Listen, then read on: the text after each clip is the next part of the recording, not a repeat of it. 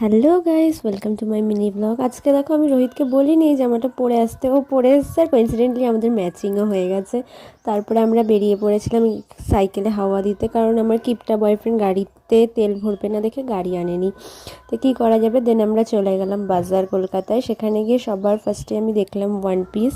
এবার এই ওয়ান পিসটা আমার পছন্দ হয়েছে, আরেকটা পছন্দ হয়েছিল সেটা আবার সাইজে ছিল না। তারপরে কিছু টপ দেখছিলাম, দুটো তিনটে করে নিয়েছি, ওর পছন্দ হয়েছিল, বেশ ভালো। আর ওখানে এত অফার দিয়েছে, সিরিয়াসলি মানে দারুণ অফার দিয়েছে। তারপরে একটা জিন্স নিয়েছিলাম সেখান থেকে, সেটার ভিডিও করা হয়নি। দেন এই কিউট টপটা আমার পছন্দ হয়েছিল, কিন্তু রোহিত আমাকে এটা নিতে দেয়নি। তারপরে আমি আরও সুন্দর টপ খুঁজছিলাম, দেখলাম যে সেরকম একটা ভালো নেই। তারপরে যেই দু তিনটে পছন্দ করেছিলাম সেগুলো নিয়েই চলে গেলাম ট্রায়াল রুমে। তো সবগুলো না আমি ট্রাই দিইনি, কারণ অনেক সময় লাগছিলো একটা একটা করে দিতে। দেখো এই দুটো আমি ট্রাই করেছি। তারপরে না চলে গেছিলাম এম বাজারে, যে আমি আরও দু তিনটে জিনিস কিনবো।